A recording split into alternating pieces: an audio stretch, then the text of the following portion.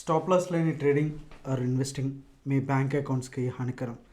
Trading or investing without stop loss is injurious to your bank accounts. Hello, hi, hope you'll doing good. నేను మీ Telugu trader Shyam. మీ ట్రేడింగ్లో success అయ్యేంత వరకు నా సపోర్ట్ మీకు ఎప్పుడు ఉంటుంది.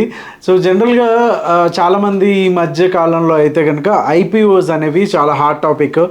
పలానా ఐపీఓ వచ్చింది, నువ్వు అప్లై చేసావా, అండ్ నీకు వచ్చిందా రాలేదా, అండ్ ఇలాంటి డిస్కషన్స్ అన్నీ చాలా కామన్గా మనం ఈ మధ్యకాలంలో ఎవరు ఫ్రెండ్స్ కనిపించినా సరే చూస్తూ ఉన్నాము.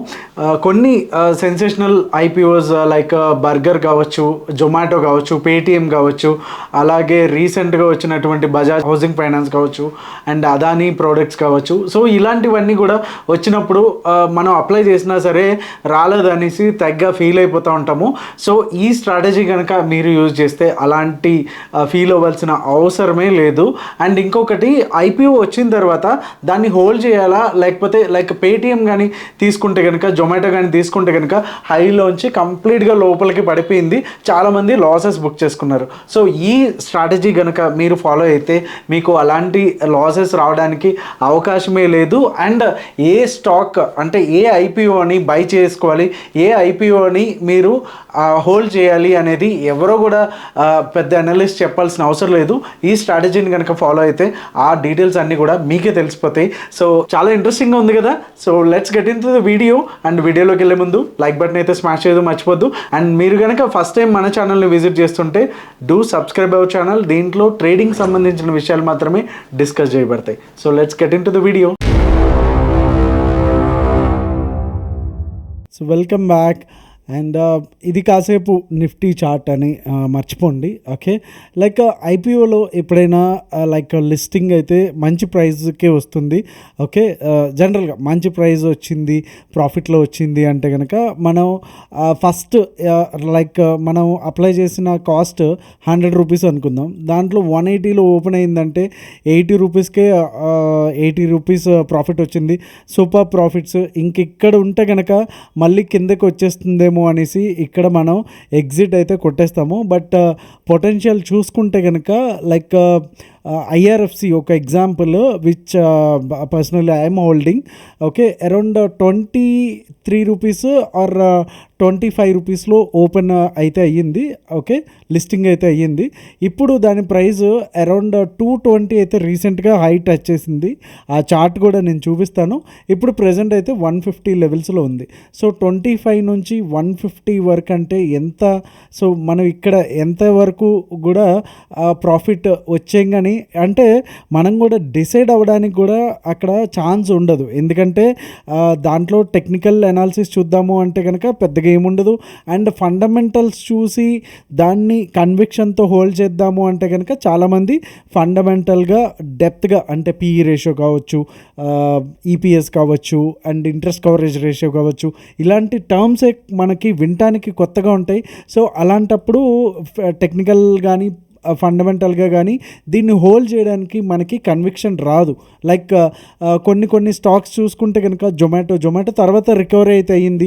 పేటీఎం చూసుకుంటే కనుక ఎప్పుడైతే లిస్టింగ్ వచ్చిందో దాని రోజే అదే హై, ఇప్పటివరకు మళ్ళీ హై లేదు. ఇంకా ఆ మొహాన్నే చూడలేదు, ఇంకా ఆ ఫిగర్ని ఎప్పుడు చూడలేదు. అది ఎప్పుడు చూస్తుందో దేవుడు తెలియదు. సో ఇలాంటి స్టాక్స్ అన్నీ కూడా మనం చాలామంది హోప్తోనే మళ్ళీ ఐపీఓస్లో చాలా వరకు ఫెయిల్ అయినవి ఉంటాయి, చాలా వరకు సక్సెస్ అయినవి ఉంటాయి, కొన్ని మల్టీ బ్యాగర్స్ ఇచ్చినవి కూడా ఉంటాయి. బట్ ఇలాంటివి మనం ఎలా సేవ్ అవ్వాలి, వీటి నుంచి ఈ ట్రాప్స్ నుంచి ఎలా సేవ్ అవ్వాలి అనుకుంటే దానికి ఇది ఒక మంచి సొల్యూషన్ ఈ స్ట్రాటజీ వచ్చేసి. అండ్ ఇంకొకటి ఏంటంటే, ఇన్ కేస్ ఒకవేళ మనకి ఐపీఓ తగ్గలేదు, ఓకే, అలాట్ అవ్వలేదు అన్నా సరే మనం అస్సలు సాడ్గా ఫీల్ అవ్వసరం లేదు. ఈ వీడియో అయ్యేలోపు దాని లాజిక్ ఏంటనేది, ఎందుకు సాడ్గా ఫీల్ అవ్వక్కర్లేదు అనేసి మీరే ఒప్పుకుంటారు ఖచ్చితంగా. సో ఆ లాజిక్ ఏంటి, ఆ స్ట్రాటజీ ఏంటి అనేది మనం ఇప్పుడు చూద్దాము. సో కాసేపు ఇది నిఫ్టీ చార్ట్ అనేసి మర్చిపోండి, జనరల్గా ఒక ఏదో సమ్ చార్ట్ అంతే. ఓకే, ఒక X chart. So IPO list అయితే అయ్యింది అనుకుందాం. ఓకే, సో ఇది వచ్చేసి అరౌండ్ మీకు ఒక 100 రూపీస్ ప్రైస్లో ఓపెన్ అయితే అయ్యింది. బట్ ఇమీడియట్గా నెక్స్ట్ డే పెద్ద క్యాండిల్, ఎందుకంటే మనం ఐపీఓలో లిస్ట్ అవ్వగానే మంచి కంపెనీస్ ఏమైనా సరే అది ప్రాఫిటా లాసా తెలియకుండానే విత్ ఇన్ 1 or 2 days డేస్లో జనరల్గా మనం ఎగ్జిట్ అయితే అయిపోతాము. సో ఇమీడియట్గా కొంతవరకు నెగిటివ్ చూడంగానే చాలామంది ఇన్వెస్టర్స్ కూడా అది మనకెందుకు ఉంటే ఇంకా లాస్ పెరుగుతుందేమో అనేసి ఎగ్జిట్ అయితే అయిపోతారు. సో ఇక్కడ ఎగ్జిట్ అయిపోతే ఒక 70 రూపీస్లో ఎగ్జిట్ అయితే అయిపోయాం అనుకుందాం. ఓకే, సో ఎప్పుడైతే ఈ 100 అంటే లిస్టింగ్ రోజున వచ్చినటువంటి హై ప్రైస్ 100 కదా, ఇక్కడ హై ఎప్పుడైతే వస్తుందో దీంట్లో నేను ఎగ్జాంపుల్గా తీసుకోవడానికి ఇమీడియట్గా నేను వీ షేప్ రికవరీ ఉన్న చార్ట్ ప్యాటర్న్ అయితే తీసుకున్నాను. ఇన్స్టెడ్ ఆఫ్ మళ్ళీ చేతులతో ఇలా డ్రాయింగ్ వేసి ఇవన్నీ చెప్పడం కంటే ఇలా అయితే క్లియర్ ఉంటుంది అనేసి. ఓకే, సో ఎప్పుడైతే 100 కావచ్చు ఏదైనా సరే హై ఏదైతే మళ్ళీ వచ్చిందో ఆ తర్వాత క్లోజింగ్ బేసిస్ అంటే మీకు తెలిసిందే కదా. సో ఒక క్యాండిల్ వచ్చేసి కంప్లీట్గా దీనిపైన కూర్చోవాలన్నమాట. సో మనకి ఇక్కడ క్లోజింగ్ బేసిస్లో ఇక్కడైతే ఇచ్చేసింది. సో ఇక్కడ మనకి ఎంట్రీ అనేది ట్రిగ్గర్ అయితే అయ్యింది. ఓకే, సో ఎంట్రీ అయితే మనకి ట్రిగ్గర్ అయింది. సో 100 రూపీస్ పైన క్లోజింగ్ బేసిస్లో ఎప్పుడైతే వస్తుందో ఎంట్రీ మనం తీసుకుంటాము. And stop loss, okay, so stop loss ఎక్కడ పెట్టుకోవాలి అనుకుంటే కనుక minimum 6 to 10% off the price. Okay, so ఇక్కడ 100 రూపీస్ ఉంది కదా, దీంట్లో 6% అంటే అఫ్కోర్స్ 6 రూపీస్, లేదు అంటే 10 రూపీస్. సో ఇక్కడ మనకి స్టాప్ లాస్ ఎక్కడ ఉంటుంది 100 రూపీస్లో అంటే మ్యాక్సిమం నేను 10 రూపీస్ తీసుకుంటే కనుక మనకి 90 రూపీస్లో మనకి స్టాప్ లాస్ అనేది ఉంటుంది. సో ఇన్ కేస్ ఒకవేళ 90 బ్రేక్ అయితే కనుక మనం ఈ స్టాక్ నుంచి ఎగ్జిట్ అయితే అయిపోతాము. సో ఇక్కడ నుంచి కూడా మనకి ఎంతవరకు ర్యాలీ అయితే అంతవరకు మనం ట్రయల్ చేసుకోవచ్చు. లైక్ దీంట్లో కూడా మీకు ట్రైలింగ్కి కావాలి అనుకుంటే కనుక 20 SMA యూజ్ చేసుకోవచ్చు, లేకపోతే 50 MA యూజ్ చేసుకోవచ్చు. సి అవైలబిలిటీని బట్టి కొన్ని ఫ్రెష్ స్టాక్స్ అయితే 50 MA దాకా కూడా రావు. సో అలాంటప్పుడు 20 MA యూజ్ చేసుకోవడం తప్ప పెద్దగా ఇదేం లేదు. అండ్ ప్రైజ్ యాక్షన్ అంటే ఎప్పుడైతే హయ్యర్ లోస్ వేసుకుంటూ వెళ్తుందో అప్పటి వరకు మనం కంటిన్యూ అయితే చేసుకోవచ్చు. అండ్ స్టాప్ లాస్ ఏదైతే మనకి 10 పాయింట్సే కాబట్టి minimum we can expect good returns on these kind of stocks. Okay, so already థియరిటికల్గా ఇప్పుడు అర్థమైందని అనుకుంటున్నాను. ఇంకేమన్నా డౌట్స్ ఉంటే కనుక కమెంట్ రూపంలో తెలియజేయండి. డెఫినెట్గా will try to answer it. Okay, so first మన బెస్ట్ స్టాక్ అయినటువంటి పేటిఎం చూద్దాం. ఓకే, సో మన ఎంట్రీ రూల్స్ ఏంటి? ఫస్ట్ ఏదైతే ఇక్కడ డైనోసార్ ఉంది కదా, డైనోసార్ మీద క్లిక్ చేస్తే తెలుస్తుంది ఏంటంటే this is the very beginning అని. అంటే డైనోసార్ ఉన్నప్పుడు వచ్చిందని కాదు, ఇది ఈ స్టాక్ స్టార్టింగ్లో ఉన్నది అనేసి క్లియర్గా మనకైతే అర్థమవుతుంది అనమాట. ఓకే, సో ఇక్కడ నుంచి మనకి తీసుకుంటే ఈ ప్రైజ్ ఏది ఇది ఆల్మోస్ట్ 1900-2000లో మనకి ఎంట్రీ అయితే ఇచ్చింది. సో ఈ ప్రైజ్కి మళ్ళీ వచ్చిందా అంటే ఇప్పటివరకు రాలేదు. ఇంకా చాలామంది ఎవరైతే హోల్డ్ చేస్తున్నారో సో 2000 నుంచి కూడా కంప్లీట్గా అది ఆల్మోస్ట్ లో ఎంత కొట్టింది 400 below. Oh my god, so 400 below అయితే కొట్టింది. సో ఇప్పుడు ఇంకా ప్రజెంట్ 725 దగ్గర కొద్దిగా అలా చాలా గ్యాప్స్ అయితే మంచిగా కనిపిస్తున్నాయి ఇక్కడ మనకి. అప్పుడు ఏదో నెగిటివ్ న్యూస్ వచ్చింది కదా కంటిన్యూస్గా. So let's forget about these fundamentals కావచ్చు, రీజన్స్ కావచ్చు పేటిఎం గురించి. సో ఇలాంటి టైంలో లైక్ మనం సేవ్ అయితే అవ్వచ్చు, మన హార్డ్ అండ్ మనీని అయితే కాపాడుకోవచ్చు. ఓకే, ఇన్ కేస్ ఒకవేళ ఐపీఓ రాకపోయినా పర్లేదు. సో ఫస్ట్ నెగిటివ్ స్టాక్స్ ఏవైతే ఉన్నాయో అవే చూద్దాం. ఓకే, సో తర్వాత మంచి ఐపీఓ టైంలో భయంకరమైన హైప్ వచ్చినటువంటి స్టాక్ ఇది. ఓకే, ఏది మనకి జొమాటో. ఓకే, సో ఇది మన ఎంట్రీ రూలు ట్రిగర్ అయిందా లేదా అనేది ఒకసారి చూద్దాము.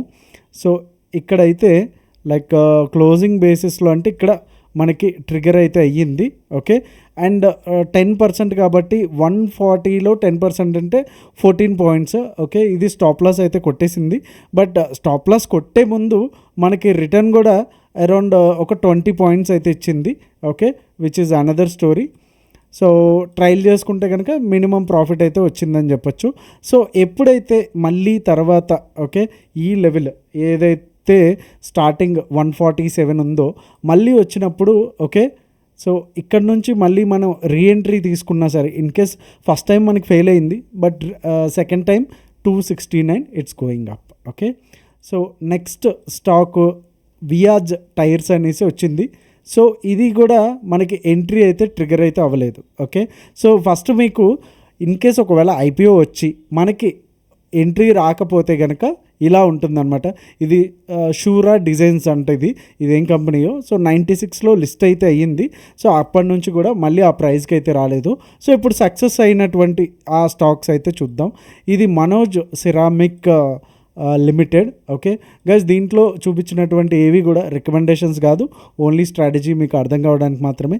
సో ఫస్ట్ ఏదైతే ఇక్కడ మనకు వచ్చింది అండ్ స్టాప్ లాస్ 80 పాయింట్స్ కాబట్టి 8 రూపీస్, 80 రూపీస్ కాబట్టి 8 రూపీస్, 10% స్టాప్ లాస్. సో ఇక్కడ నుంచి కూడా అది ఆల్మోస్ట్ 161, ఇప్పుడు ప్రజెంట్ 160, సో 180 దగ్గర దాకా వెళ్ళింది అనుకుందాం. 160లో వేసుకున్న it's given 2x returns. So double అయితే ఇచ్చింది. Okay, which is good. So మీకు నెగిటివ్ ఫస్ట్ చూపించేసాను, సో ఇప్పుడు ఓన్లీ పాజిటివ్ చూస్తున్నాను.